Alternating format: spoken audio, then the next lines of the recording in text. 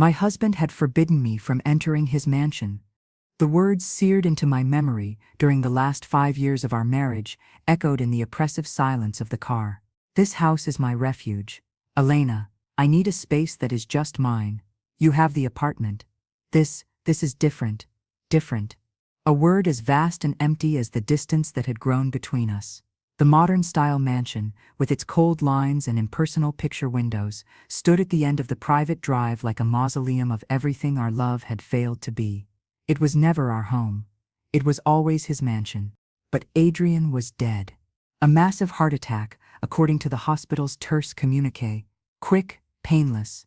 They assured me, a death as clean and orderly as the life he pretended to lead. And now, I, Elena, the widow denied entry in life, sat facing the electric gate, the engine of my modest sedan off, a metallic coldness in my hands that wasn't just from the winter air.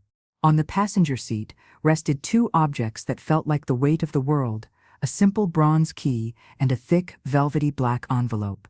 The lawyer, a man with an impassive face and an impeccable suit, had handed them to me just an hour earlier in his office, after the funeral.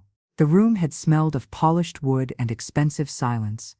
"It is yours now," he had said, sliding the items across the polished mahogany surface. His voice was flat, devoid of the slightest emotion. "The will is clear, the property and all its assets pass to you." It was what Adrian wanted. What Adrian wanted. Was it, really? Was that what he wanted? To leave me this empty shell of luxury while he took all the secrets that had killed our marriage to the grave. I took the key and the envelope. The envelope was heavy, too heavy to contain only papers. It held the last breath of a farce. I intended to sell it without looking back. I had decided it even before leaving the lawyer's office. Liquidate that place, that symbol of our failure, and use the money to start over, far from the memories and the pitying looks. But something, an obstinate, stabbing force in my chest, had compelled me to drive here. It wasn't nostalgia. It wasn't love. It was the desperate need to understand, to find an answer, even a painful one, to the question that had tormented me every night I spent alone in the apartment we shared. Why? Why the growing coldness? Why the increasingly long absences? Why the prohibition against setting foot in his sanctuary? Perhaps within its walls I would find the key. A forgotten photograph, a letter, anything that would tell me it hadn't all been a mistake, that once, at some point, there had been something real. I took a deep breath, a sigh that fogged the windshield. The air inside the car smelled of my perfume, one Adrian said he hated a month before he died. I wore it on purpose now, a small act of post-mortem rebellion. I got out of the car, my legs shaky.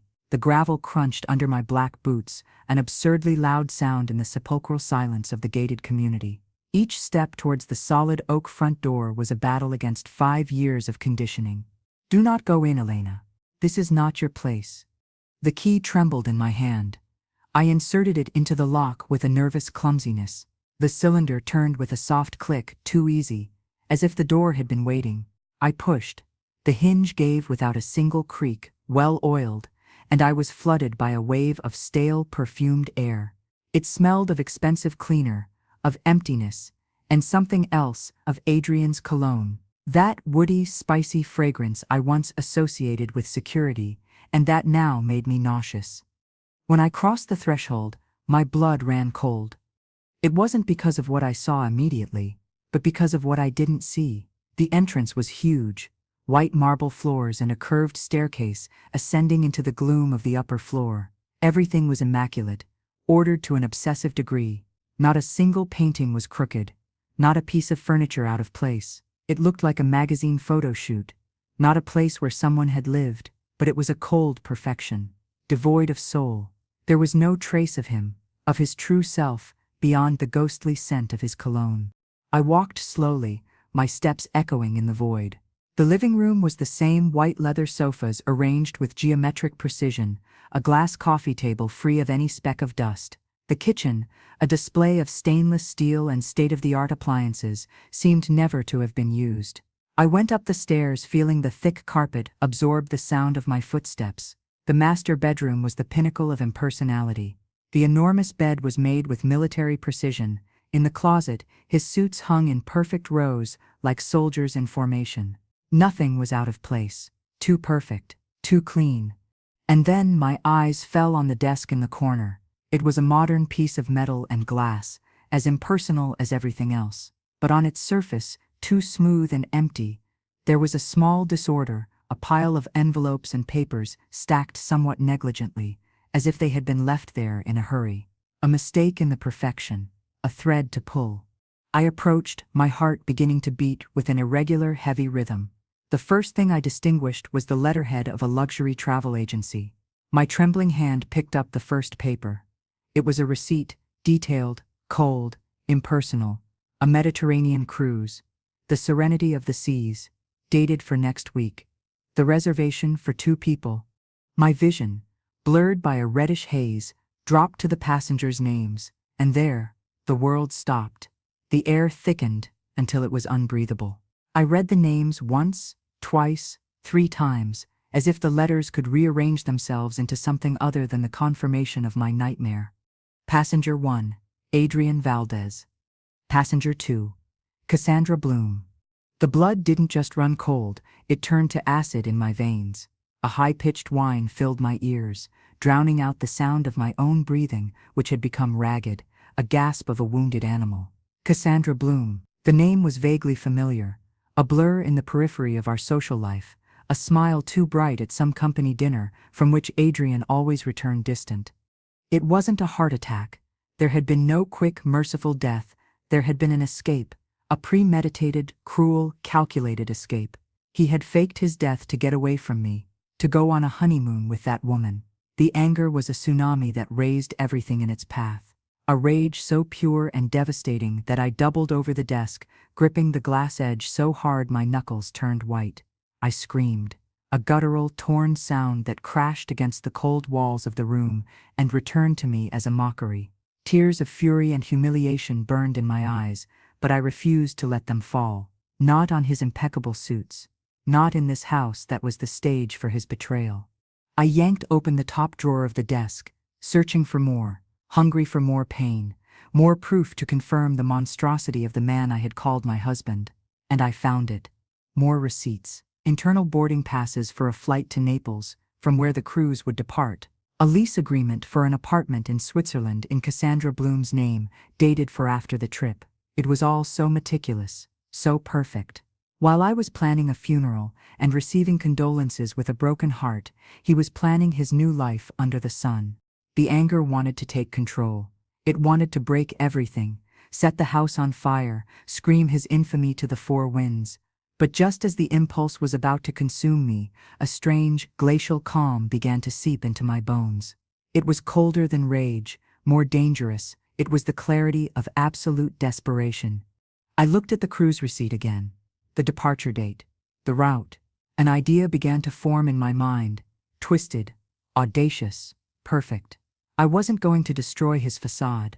I wasn't going to expose him. That would be too easy, too quick. He had planned his escape for months, maybe years. He deserved a response in kind. He deserved to suffer a fraction of the pain he had inflicted on me. I was going to buy a ticket for the same cruise, but I wouldn't go alone. I took my phone from my pocket. My fingers, now steady, scrolled through the contacts until I found the name. The only person who knew Adrian almost as well as I did, or so I thought. The only person I could trust for this, whose wounded pride would be as great as mine. I dialed the number. It rang once, twice. On the 3rd ring, a deep, familiar voice, full of the shadow of the same grief I had been feigning, answered on the other end. Elena. Lucas's voice sounded hoarse, laden with a sadness I now knew was false. How are you? Do you need anything? I closed my eyes for a second, visualizing him. Lucas, Adrian's best friend since university, the witness at our wedding, the shoulder we had both cried on. Each in our own way, over Adrian's loss. He had been deceived too. He was also a victim of this elaborate lie. Lucas, I said, and my voice sounded surprisingly serene, an iced-over lake after the storm. I need to see you. It's urgent. It's not what you think. It's about Adrian. There was an uncomfortable silence on the other end. About Adrian? Elena, I'm sorry, But if it's to go through more papers, I don't know if I can. It's too painful. It's not papers, I interrupted, looking at the receipt I held in my trembling hand. It's something much worse, and much bigger. Can you come to the mansion? To his mansion. The mention of the forbidden place had an effect. To the mansion. Elena. Are you sure? He's not here to forbid anything, Lucas, I said, with a harshness I didn't intend. And there are things here you need to see.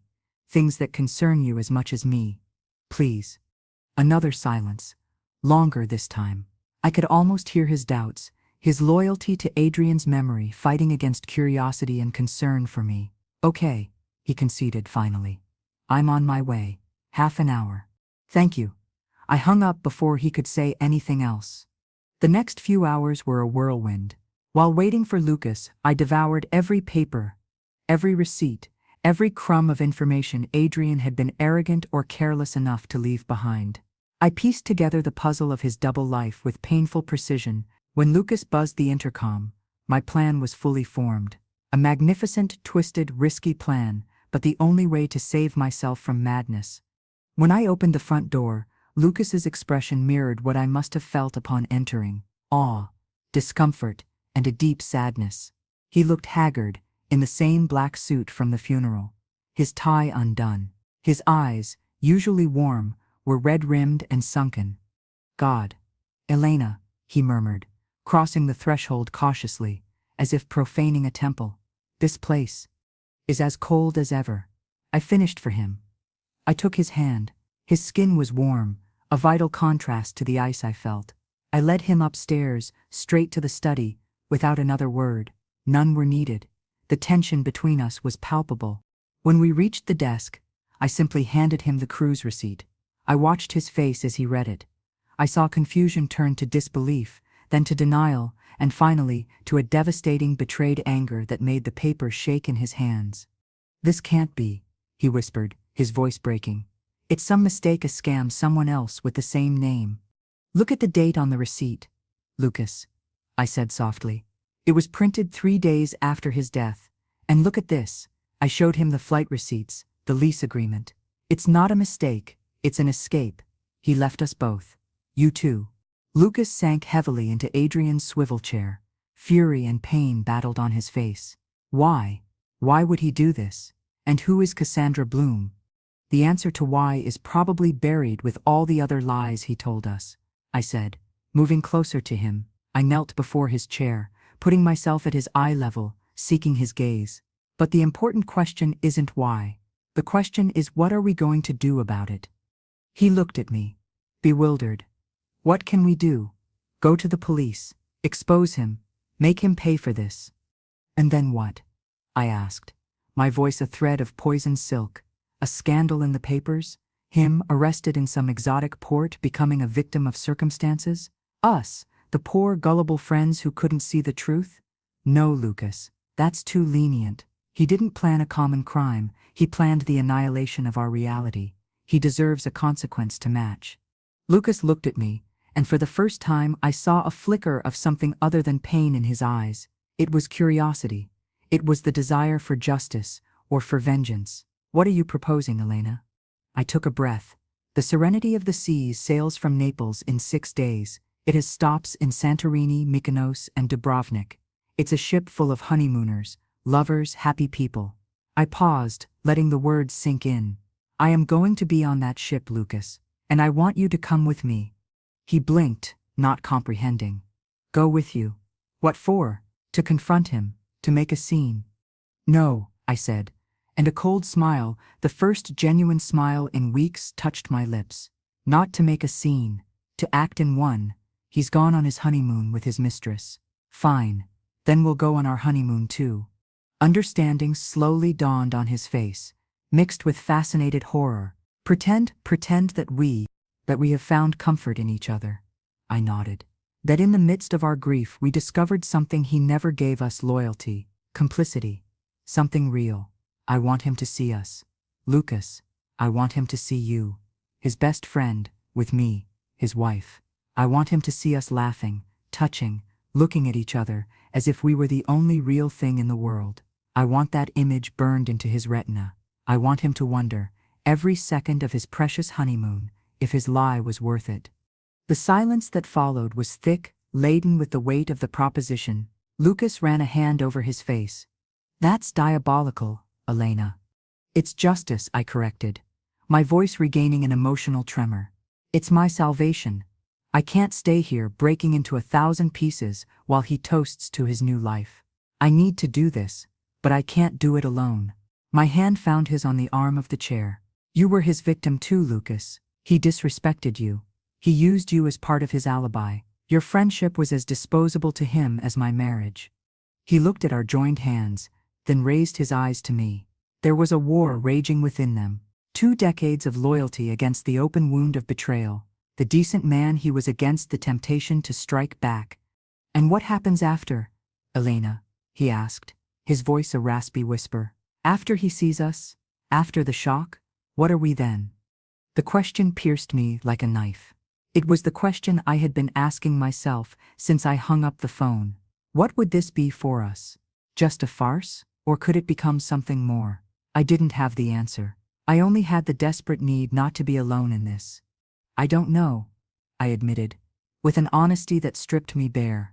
The only thing I know is that if I don't do something, if I don't face him on his own terms, his lie is going to destroy me, and I won't let him win. Not like this. I squeezed his hand. Help me, Lucas, for what you were to him, for what he did to you, and for what we could be us, after this is over. He held my gaze for a long minute. The air around us seemed to vibrate. I could hear the ticking of a distant clock in the silent house, marking the rhythm of the decision he was making. Finally, he took a deep breath, a sigh that seemed to come from the depths of his being. Okay, he said, and his voice had regained a spark of the strength that characterized him. Okay, Elena, we'll do it. His fingers intertwined with mine. Let's give him the trip of his life. The following week was a surreal frenzy of preparations. Using money from the account that Adrian, in his arrogance, had not emptied, we bought 2 last-minute tickets for the same cruise, in a suite with a balcony overlooking the sea, a category lower than Adrian and Cassandra's, far enough away not to raise initial suspicion, but close enough for a chance encounter to be inevitable. Lucas took care of the logistical details with an efficiency that spoke of his need to channel his rage. I devoted myself to the harder part, the transformation. I went shopping, choosing flowing dresses in light colors, the complete opposite of the morning black I had worn until then.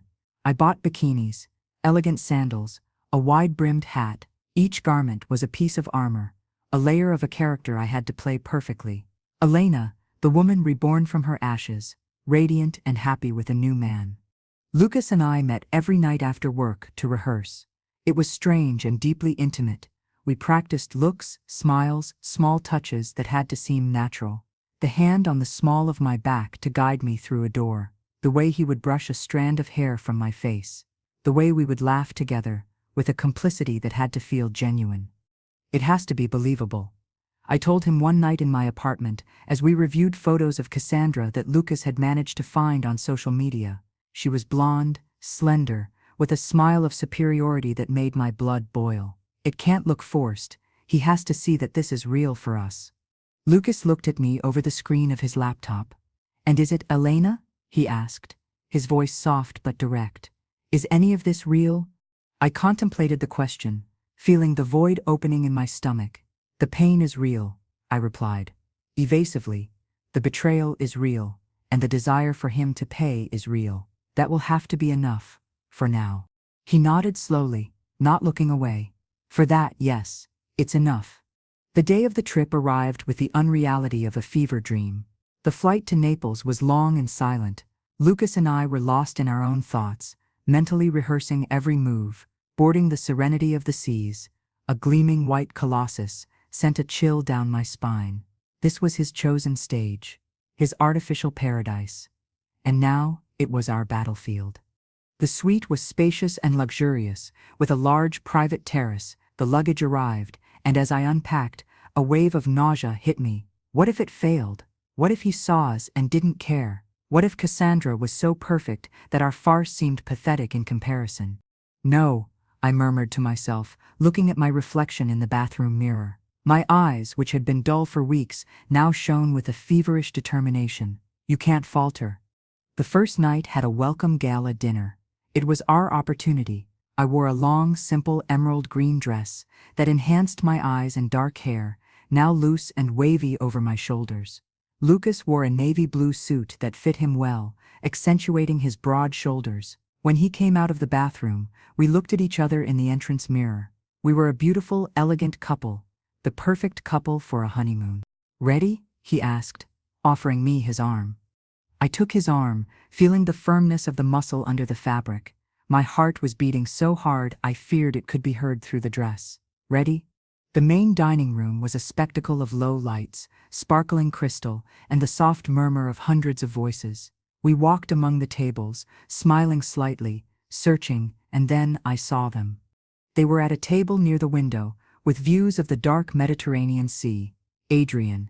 He was more tanned than I remembered, or perhaps it was a fake tan. He wore a white suit that gave him an air of arrogant prosperity, and beside him, Cassandra, younger than she looked in the photos, with a shrill laugh that cut through the air like a knife. He held her hand on the tablecloth, his fingers intertwined with hers. The sight was a punch to the gut. All the air escaped my lungs. For a moment, all I could do was stand there, paralyzed, clutching Lucas's arm like a lifeline. "Elena," Lucas whispered, his voice a grounding wire. "Breathe. They're looking at us." My eyes, against my will, met Adrian's. The world narrowed to that instant. I saw his smug smile freeze on his lips. How his eyes, those eyes that had once looked at me with love and then with indifference, widened in disbelief. The wine glass he held tilted, spilling a crimson trickle onto the immaculate white tablecloth. His face paled, losing all traces of his fake tan. It was a mask of pure, absolute, indescribable shock. It wasn't just surprise, it was the collapse of a reality he had so carefully built. It was the recognition that his perfect game had not only been discovered, but surpassed. Cassandra, noticing his reaction, followed his gaze. Her perfectly plucked eyebrows arched in an expression of confusion and then displeasure upon seeing us. Lucas, perfect in his role, squeezed my hand resting on his arm and whispered something in my ear, causing a timid, perfectly rehearsed smile to appear on my lips. Then he looked away from Adrian, as if he were a bothersome stranger, and gently guided me to our table, which by design and luck was only 4 away from theirs. We sat down. Lucas ordered a bottle of champagne. "To celebrate," he said, loudly enough for Adrian to hear. His voice was warm, possessive. I didn't dare look directly at their table again, but I could feel the weight of his gaze burning into the back of my neck like a branding iron. Every laugh I shared with Lucas, every complicit look, every time he touched my hand on the table, was a poison-tipped dart aimed directly at the heart of Adrian's lie. The dinner passed in a bubble of exquisite tension, while Lucas and I talked about nothing and everything, pretending a normality that was miles away from our inner selves. I could feel the negative energy radiating from Adrian's table. He barely spoke. Cassandra seemed increasingly irritated, shooting him furious looks that he completely ignored. At one point, I got up to go to the restroom. It was a calculated move. I knew he would follow me. He couldn't help it. As I left the dining room and headed towards the restrooms, I felt his footsteps behind me, quick, determined. I stopped in a quieter corner of the hallway, near a window showing the ship's silver wake under the moon. "Elena." His voice, that voice that had whispered, "I love you, and then I need space." It sounded harsh, laden with a mixture of anger and something that seemed like fear. I turned slowly, facing him. There he was. My husband, the dead man. Up close, I could see the fine lines of tension around his eyes, the pallor under the tan. "Adrian," I said, and my voice sounded calm, almost indifferent. "What a surprise." He blinked, as if he couldn't process my calm. "What the hell are you doing here?" he sputtered, lowering his voice. "And with Lucas?" A cold smile touched my lips. "The one we had rehearsed." "What does it look like I'm doing, Adrian?" "I'm on my honeymoon." I paused, letting the words sink in. It's what people do when they find happiness, right? After such a devastating loss. His face contorted. "This is insane. Do you know what you've done? Have you lost your mind?" I lost it when the lawyer gave me the key to your mansion, I replied, holding his gaze. And when I found the receipts for your trip with Cassandra, right? Then I found it again. Completely. He looked back, making sure no one was listening. You have to leave, right now. This is not a game, Elena. Oh, I know. I nodded. It's not a game. It's a revelation. I took a step towards him, close enough for him to see my eyes, to see the absolute coldness where there had once been love. You are going to spend every day of this cruise, Adrian, watching us. You are going to see how Lucas treats me like you never did. You are going to see me laugh for real. You are going to see the woman you discarded as worthless flourish with the man you considered your best friend. And you are going to wonder, every damn second, if your precious freedom is worth carrying the weight of knowing that your lie led us to this. Adrian's breathing became ragged. I could see panic dawning in his eyes. It was more than I had hoped for. It was better. You're a witch, he spat, but his voice lacked force. It was the sound of a man whose house of cards was collapsing. No, I retorted, straightening up. I'm the consequence, Adrian. The consequence of your actions. Enjoy your honeymoon. I turned and started walking back towards the dining room, feeling his gaze nailed to my back. Each step was a victory. As I reached the door, I turned one last time. He was still there, motionless, like a ghost in the semi-dark hallway.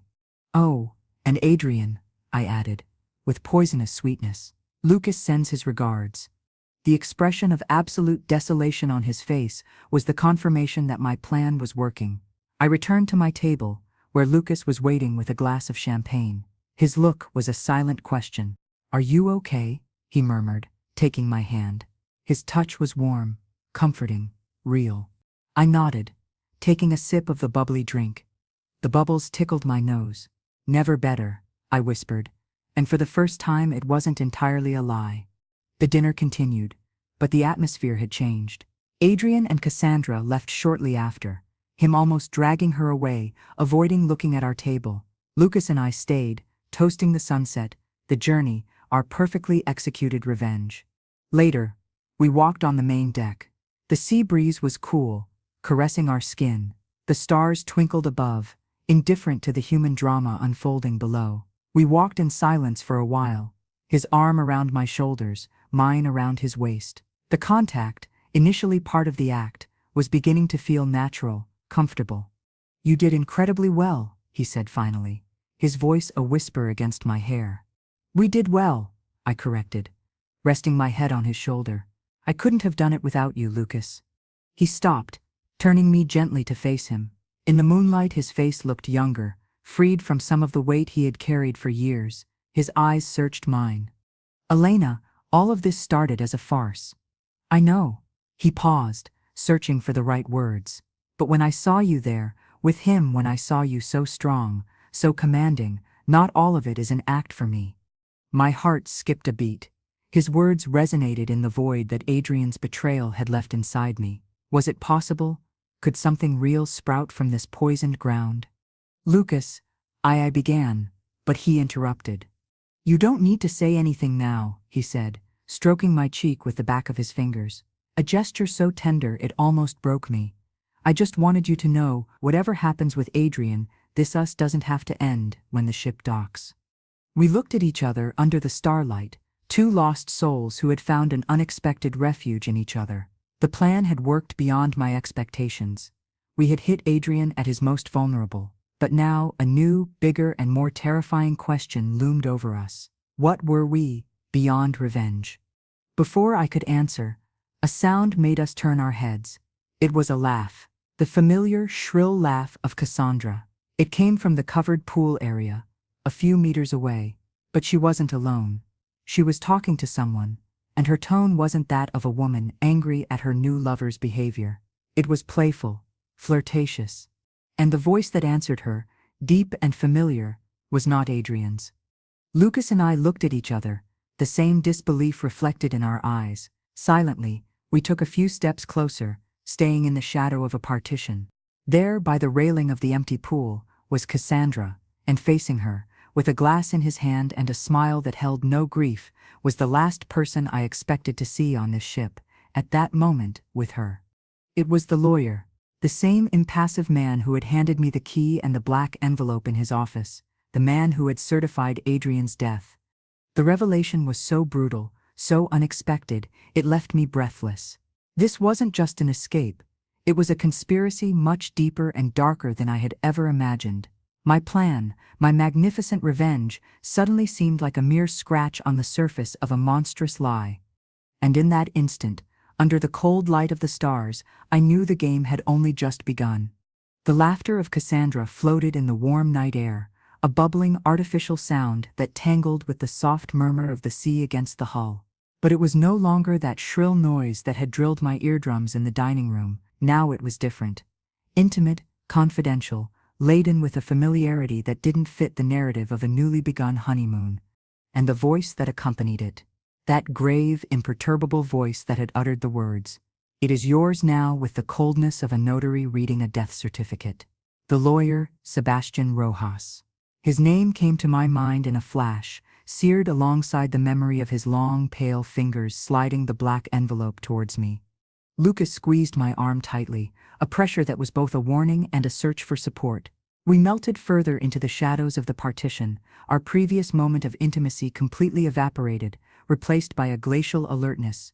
"Is that?" whispered Lucas, his warm breath grazing my ear. "Yes," I managed to articulate, my throat dry as plaster. "It's him." From our hiding place, we watched them. It wasn't the scene of two conspirators. There were no furtive whispers or nervous glances. They were relaxed. Sebastian Rojas, without his suit jacket, with the sleeves of his impeccable white shirt rolled up to his elbows, held his glass of cognac with a contemplative air. Cassandra leaned against the railing, looking at him with a smile that wasn't one of infatuation, but of complicity, of triumph. "Didn't expect to see you until Geneva," Cassandra was saying, toying with the champagne flute she held. "What excuse did you use?" Sebastian shrugged, a minimal gesture that in him seemed a grand statement. "On-site asset review. Adrian bought it all. Even the need for a lawyer on his honeymoon." His tone was ironic, almost disdainful. "He's in the suite, I assume. How did he take the reunion?" Cassandra let out a dry little laugh. "Like a child whose favorite toy has been broken. He's a bundle of nerves. He keeps repeating it's insane. That Elena is crazy." She imitated Adrian's voice with a cruelty that made me shudder. "Truthfully, Sebastian, he's boring me. So much drama." "The drama was inevitable," he replied, taking a sip of his cognac. "Underestimating Elena was his fatal mistake." I told him. "Burn it all," I advised. "Leave no trace." But no. He needed his little theater, his clean farewell. His ego would never allow him to simply disappear. Each word was a hammer blow to my skull. Underestimating Elena. Fatal mistake. Burn it all. He wasn't just a logistical accomplice. He was the architect, the counselor. While he was offering me his condolences with that stone face, he already knew. He knew everything. Lucas took a deep breath, and I felt his body tense like a bow ready to fire. I grabbed his arm harder, digging my nails in. "No," I murmured, almost voiceless. "Wait. I can't listen to this anymore," he growled, his jaw clenched. "We have to listen," I insisted, pleading. "Lucas, please, this is bigger than we thought." Cassandra laughed again, a laugh that sounded like breaking glass. "Well, his ego got us this. At least," she said, spreading her arms to encompass the ship, the sea, the moon, and the money. "Don't forget the money. Is everything secure?" Sebastian nodded slowly. "The transfers to the Cayman accounts are complete. The apartment in Geneva is in your name. The shell company that bought the ship, well, that's harder to trace. Adrian handled that personally. An expensive whim, but effective." The ship. A buzzing filled my ears. Were they saying that Adrian owned this ship, or part of it? Was all of this luxury cruise, part of his escape plan? "And her?" asked Cassandra, and her voice lost some of its frivolity. "The intrepid widow and the jilted friend? What do we do with them?" Sebastian swirled the glass in his fingers, watching the amber liquid in the moonlight. "For now, nothing. Observe. Adrian wanted to play cat and mouse. Now he's the mouse in his own cage. It's a poetic punishment." He paused, and his gaze, cold and calculating, settled on the darkness where we were hiding, as if he could feel our presence. But don't underestimate Elena a second time. She is not here by chance. She has a plan. And I'm curious what it is. At that moment, a group of drunk, noisy passengers burst onto the pool deck, laughing loudly. Cassandra and Sebastian instantly separated, their expressions returning to those of two strangers who happened to be in the same place. He gave her a slight nod and walked away with a firm step, disappearing into the ship's gloom. She stayed a moment longer, pretending to admire the ship's wake, before turning and walking in the opposite direction, with an exaggerated sway of her hips. Lucas and I remained motionless for what seemed like an eternity, pressed against the partition, breathing the salt air that now smelled of conspiracy and danger. "My God," Lucas finally gasped, pulling away from me and running both hands over his face. This is a nightmare. Rojas was in on it all. He planned it with them." "Worse," I said, and my voice sounded strange, as if it belonged to someone else. "Not only did he plan it, he's laughing at us. This is a game for them." The rage I felt in the mansion paled in comparison to the cold, absolute certainty now taking hold of me. I hadn't just been betrayed, I had been underestimated, turned into a pawn in a game whose rules I didn't even know. My magnificent revenge was, in their eyes, a predictable nuisance, a drama that was part of their entertainment. Lucas looked at me, and in his eyes I saw my own horror reflected, but also a glimmer of the same steely determination that was beginning to grow inside me. "What do we do, Elena? Do we confront Rojas? Do we tell the ship's captain?" "And tell them what?" I asked, bitterly. "That my husband, who is officially dead, is here on his honeymoon with his mistress, and that his lawyer, who certified his death, is also on board. Without proof, we'll sound like two lunatics. Rojas has everything tied up. The Cayman accounts, the shell company. He would discredit us in a second." I walked to the railing, gripping the cold metal with both hands. The sea was a black, infinite stain. I no longer felt the breeze as something liberating, but as the cold breath of the trap we were in. My plan, which hours before had seemed a masterpiece of retribution, now seemed naive, childish. "We can't go on with the farce," said Lucas, coming closer to me. "Not as we planned it. It's different now." "You're right," I agreed, looking at the dark swells. "It's different. It's no longer just about hurting Adrian." I turned to him, and in the gloom, our faces were very close. "Now it's about survival, and about exposing them. All three of them." The word survival resonated between us. Laden with a new, sinister meaning, this was no longer a cruise. It was a floating chessboard, and we were the pieces that didn't know they were in play. "How?" asked Lucas, his voice a whisper full of urgency. "I don't know," I admitted. "But Rojas has a weakness." "What?" "His arrogance. The image of his impassive face, sipping his cognac while detailing Adrian's incompetence, was etched in my mind. He thinks he's the smartest one in the room. He thinks he has us figured out. That can make him make a mistake." Lucas nodded slowly, processing my words. "So, we keep acting, but we change the script?" "Exactly," I said, a new, more dangerous idea beginning to take shape. "They expect us to be the lovey-dovey couple coming to annoy. That our only goal is to make Adrian angry. So let's be that, but let's be better, more convincing, so much so that they become complacent, so much so that they let their guard down." "And in the meantime?" he asked, instantly grasping the direction of my thoughts. "In the meantime," I whispered, moving even closer, until our whispers mingled with the sound of the sea, "we have to find proof, something tangible that connects Rojas to the faking of Adrian's death. Something he can't explain away. The cruise receipt isn't enough. We need something bigger." "The ship's system," murmured Lucas, his eyes shining with a glint of understanding. "Communications, boarding records, financial transactions. If Adrian owns or has interests here, there must be a trail. And Rojas, as his lawyer, might have had to access something." "You know more about computer systems than I do," I said, remembering Lucas worked in cybersecurity.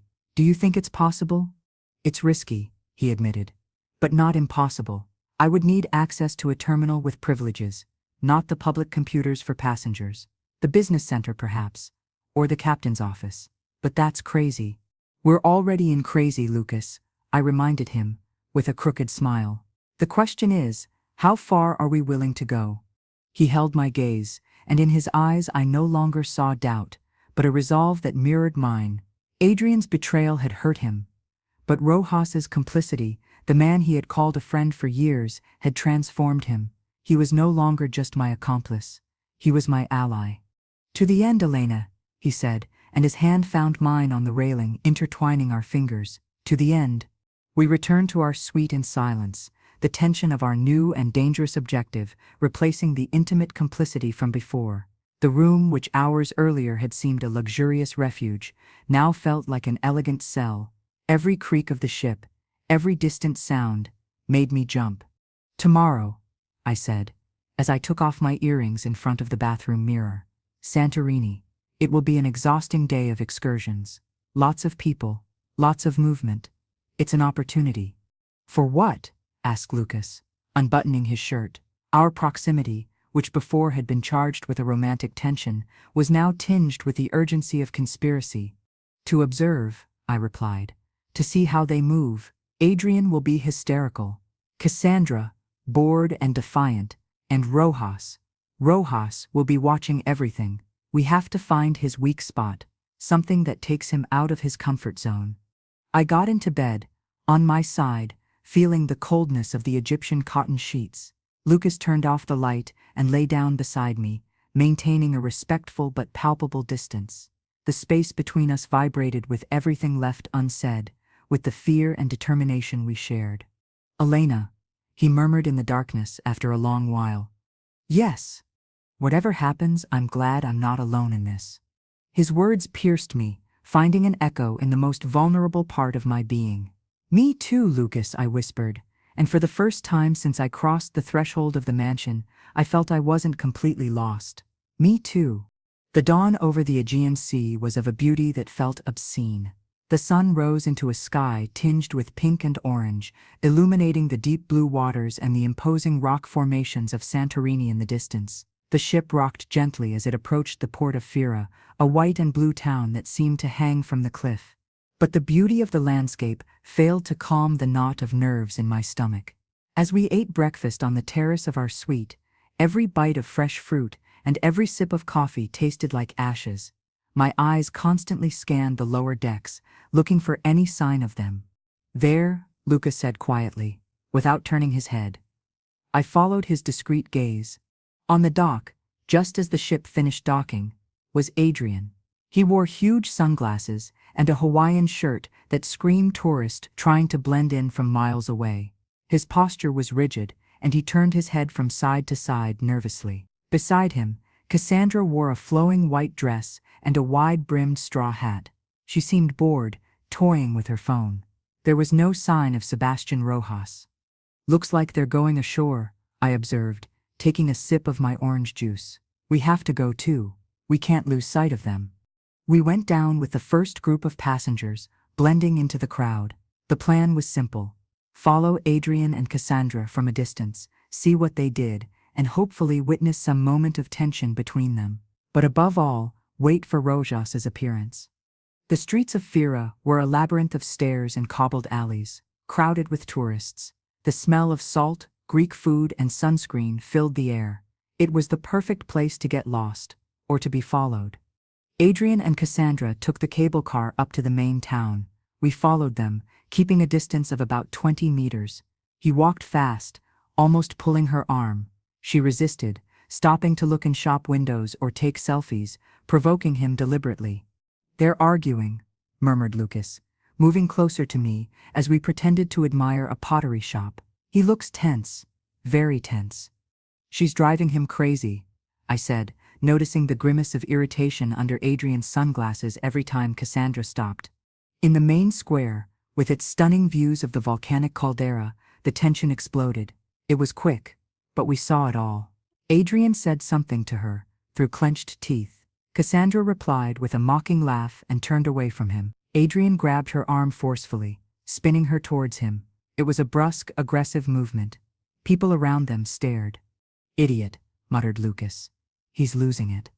It's just what we need, I said, feeling a chill, for him to lose control. At that precise moment, as if summoned by the argument, Sebastian Rojas appeared from a side street. He wasn't wearing a suit, but beige linen trousers and a light blue polo shirt. He looked like another wealthy tourist, but his face maintained the same professional impassivity. He approached the couple and said something in a low voice. Immediately, Adrian released Cassandra's arm. She rubbed the spot where he had grabbed her, shooting him a look of pure hatred before walking away, heading alone towards a cafe. Rojas and Adrian stood talking. Rojas spoke calmly, his gestures contained. Adrian gesticulated, agitated. From our position, we couldn't hear what they were saying, but the body language was eloquent. Rojas was imposing order. He was the adult in the room, calming the tantrum-throwing child. "Look," I whispered, pointing discreetly. While Rojas was talking to Adrian, his gaze wasn't fixed on him. It scanned the crowd, scanning faces with a terrifying calm. His eyes, behind thin-rimmed sunglasses, passed over us once, twice. The third time, they stopped. It wasn't an abrupt recognition. It was a minuscule pause, almost imperceptible. His lips, which were moving as he spoke to Adrian, froze for a fraction of a second. Then he continued as if nothing had happened, looking away. But I knew with a visceral certainty that he had seen us. And not only that, he had been looking for us. "He's seen us," I said, grabbing Lucas's arm. "I know," he replied, his voice tense. "What do we do?" "Do not run," I said, remembering my own words about his arrogance. "Let's play our part. Confuse him." I took Lucas's hand and, with a wide, feigned smile, pulled him towards me. "Honey, look at these incredible views," I said loudly enough to be heard several meters away. "We have to take a picture." Lucas, catching on instantly, put his arm around me and posed with me, laughing. "Of course, my love. It's the trip of our lives." We acted out our little comedy with all the enthusiasm we could muster. When I dared to glance sideways to where Rojas and Adrian were, I saw that Rojas was watching us directly. There was no more disguise. His face was an inexpressive mask, but I noticed a slight tilt of his head, as if he were studying two particularly interesting insects. Adrian, following his gaze, visibly paled and turned away, walking quickly towards where Cassandra had gone. Rojas didn't follow him. He stood there, motionless, watching us for what seemed an eternity. Then, he did something unexpected. He raised his glass of Greek coffee, which he held in his hand, in a gesture that could be interpreted as a casual greeting or a subtle mockery. A silent toast. Lucas, without losing his enamored smile, nodded back at him, a friendly, nonchalant movement. It was then that Rojas smiled. It wasn't a wide or cheerful smile. It was a small, cold stretching of the lips that didn't reach his eyes, a gesture of pure and absolute disdain. Then he turned on his heel and was lost in the crowd as quietly as he had appeared. The smile froze on my face. Lucas's arm around my shoulders tensed. "What the hell was that?" he murmured, lowering his voice. "A message," I replied, feeling the cold spread from the center of my chest. "He's telling us he knows we're watching him, and he doesn't care." The arrogance I had identified as his weakness now seemed a formidable weapon. He didn't care that we knew. He seemed, in fact, to enjoy it. The rest of the day in Santorini passed under that shadow. Our performance as a happy couple lost some of its conviction, replaced by a nervous vigilance. Every reflection in a shop window, every passing shadow, made me turn my head, expecting to find the imperturbable figure of Sebastian Rojas watching us. We returned to the ship at sunset, exhausted physically and mentally. The feigned joy was an unbearable weight. As we walked up the gangway, I leaned on Lucas, not as an act, but out of pure need. "I can't do this," I whispered, my forehead resting on his shoulder. "Not like this, he's laughing at us." "We have to change strategy," he accepted, his voice grave and tired. "Playing along isn't working, it's only entertaining them." As we entered our suite, the room smelled of cleaning and fresh flowers. On the bed, resting on the silk bedspread, was a white envelope, simple, elegant, without a sender. Lucas and I looked at each other. A horrible premonition seized me. With trembling fingers, I opened it. Inside there was no note, just a single photograph. It was a picture taken from a distance, with a telephoto lens. It showed Lucas and me, standing at the deck railing the night before, right after our conversation. He had his arm around my shoulders. I had my head resting on his. In the moonlight, we looked genuine. Close. The image was perfectly framed, with the sea and stars in the background. It was a beautiful, intimate picture. And on the back, written in a neat, precise handwriting with dark blue ink, was a single phrase: "Such a photogenic couple deserves a memento of their happy honeymoon. Enjoy the voyage." The photograph slipped from my fingers and floated to the floor. Lucas picked it up and looked at it, his face turning pale. It wasn't a warning. It was worse.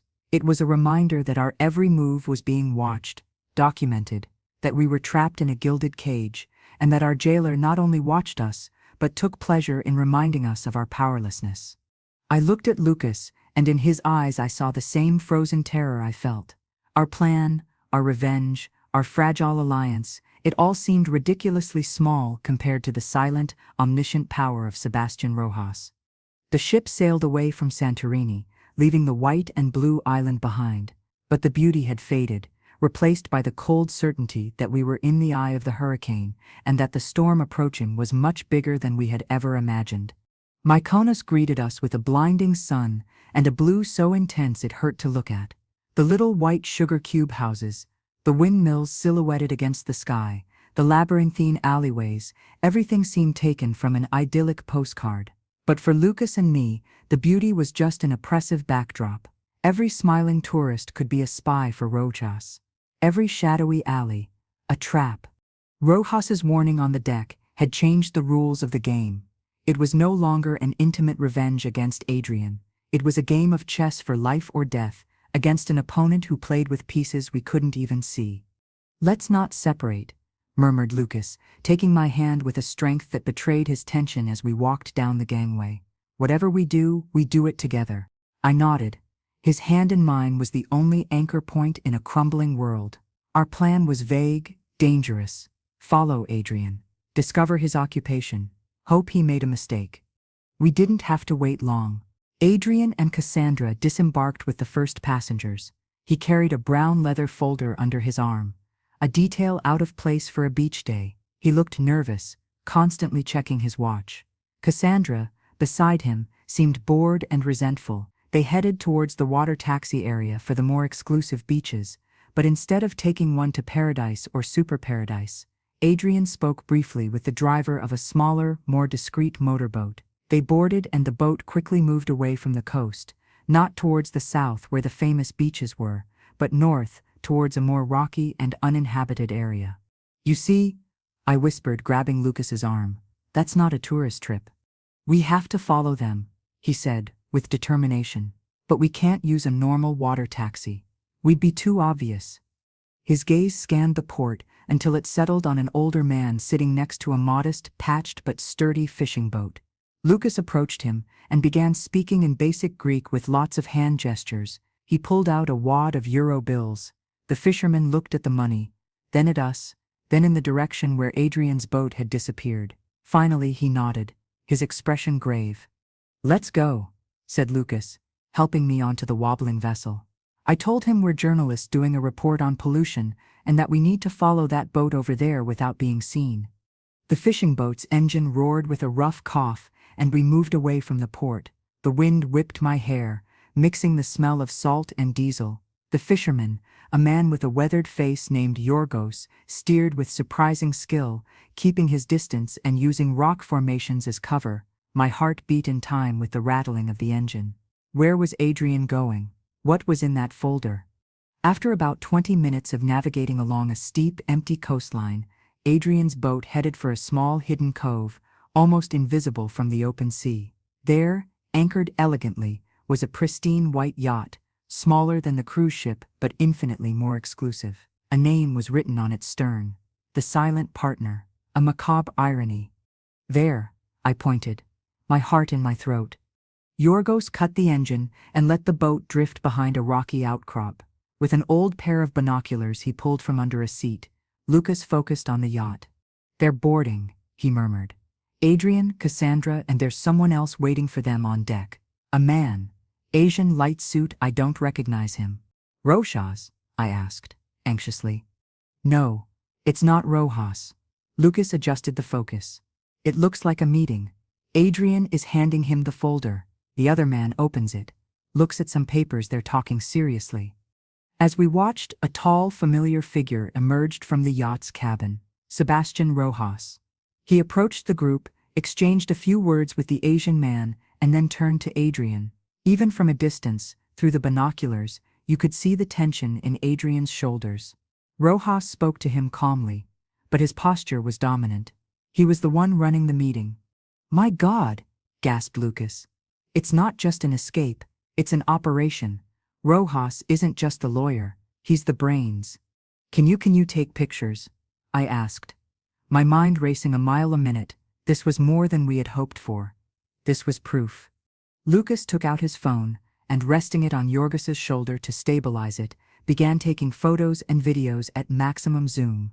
The quality wouldn't be perfect, but the faces, the folder, the name of the yacht were clearly distinguishable. Suddenly, Cassandra, who had been aside, smoking impatiently, pointed in our direction, her gaze fixed on our rocky hiding place. She shouted something. Everyone on the yacht turned their heads. Shit, they've seen us, Lucas yelled. Yorgos didn't need a translation. He turned the key and the engine coughed, but didn't start. The Asian man pulled out what looked like a satellite phone. Yorgos remained impassive, watching us like a scientist observing an experiment that has slightly deviated. Our boat's engine finally roared to life. Yorgos turned the helm sharply, and we fled at full speed, bouncing over the waves. I looked back. The yacht wasn't following us, but a speedboat which we hadn't seen before emerged from behind the silent partner and launched itself in pursuit.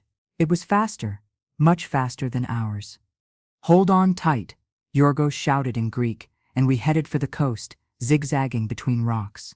The speedboat gained ground. I could see two men with sunglasses on board, their faces masks of professional determination. Lucas, the photos. I shouted over the roar of the engine and the wind. Send them to someone. To your partner in Madrid, to your brother, to anyone. Lucas, his fingers trembling, opened his email app. The connection was weak, intermittent. The speedboat was only a few meters away, cutting us off. One of the men stood up, waving an arm for us to stop. There's no signal, Lucas shouted, desperate. In that moment of panic, I remembered something. The black envelope, the one Rojas had given me in his office. Inside, among the inheritance documents, was a business card. Sebastian Rojas, lawyer, and a personal cell phone number. I took out my phone. The connection was flickering, but there was one bar, a single one. It was insane. It was our only chance. What are you doing? Lucas yelled. Instead of answering, I dialed Reyes's number. It rang once, twice. Meanwhile, our boat was being cornered against the coast by the pursuing vessel. Yorgos was shouting insults in Greek. On the third ring, a serene, familiar voice answered on the other end. Elena? Said Rojas. He sounded almost amused, calling to surrender. It's a bit late for that. Listen to me, Rojas, I said, with a voice I didn't recognize as my own, cold and laden with a glacial fury. I have photos. Photos of you, Adrian, and your friend on the yacht. The silent partner. Photos that connect Adrian, officially dead, to a financial operation that I suspect isn't very legal. If I don't respond to a message from Lucas every hour, those photos will be sent automatically to a dozen investigative journalists and Interpol. I made up the protocol on the spot, praying it sounded believable. There was a silence on the other end of the line, a silence so deep that only the roar of the engines and my own hammering heart could be heard. I could almost hear his mental gears turning, recalculating. You're lying, he said finally, but his voice had lost a shred of its confidence. You don't have that capability. Don't I? I retorted. Lucas was top of his class in cybersecurity. Do you think we relied on luck alone? We've been playing you, Rojas, just like you played us. The speedboat pulled alongside us, and the man standing gestured for us to stop. I showed him the phone, pointing out that I was on a call. Call off your hounds, now. or your carefully constructed empire of lies comes crashing down in a matter of hours. Another silence. Then a sharp, inaudible order from Rojas. The man on the speedboat put a hand to his ear, listened to something through his intercom, and then, with visible frustration, signaled to his companion. The speedboat slowed down and began to move away, leaving us wobbling in our vessel. "You've won this hand, Elena," conceded Rojas, and his voice was now a dangerous whisper. "But the game is not over. The waters around Mykonos are treacherous. Accidents happen. Any accident that happens to us will be a homicide," I said, "and those photos will be our last word. Do you want to live the rest of your life looking over your shoulder, Rojas? Because that's what awaits you." I hung up before he could respond. My hands were shaking so much I almost dropped the phone into the sea. Lucas looked at me, his eyes wide, a mixture of terror and admiration on his face. Are they gone?" "For now," I gasped, leaning on him. "For now." The return to the cruise ship was surreal. We walked up the gangway like sleepwalkers, covered in salt spray, our hearts still clenched with fear. People were laughing, drinking cocktails, enjoying the sun. It was like entering a parallel dimension. We didn't go to our suite. We went straight to the captain's office. We demanded to speak to him, showed him the blurry but identifiable photos on Lucas's phone. We told an edited story that we had discovered a passenger, presumed dead, was involved in suspicious activities and that we had been pursued. The captain, a serious middle-aged man, listened with skepticism at first, but when we mentioned Sebastian Rojas's name and possible involvement in international financial crimes, his expression changed. The security of a luxury ship is its most precious asset. He couldn't afford to ignore such an accusation. That night, the atmosphere in the main dining room was electric, but only for us. We sat at our table, pretending normality, but every fiber of our being was on alert. Adrian and Cassandra didn't show up. Neither did Rojas. During dessert, a group of the ship's security officers, discreet but impossible to ignore, approached a table in the corner where, to our surprise, the Asian man we had seen on the yacht was sitting. They escorted him out without disturbing the order. Minutes later, the captain approached our table. "Mrs. Valdez, Mr. Fernandez," he said in a low voice. "I thank you for the information. We have contacted the Greek authorities and Interpol. Mr. Rojas and Mr. Valdez have been invited to remain in their cabins until our next port, where authorities will be waiting for a conversation. It seems there was an international arrest warrant pending for Mr. Valdez's associate for large-scale tax evasion and money laundering. His death was very convenient." The news left us breathless. It was bigger than we had imagined. It wasn't just personal betrayal, it was organized crime.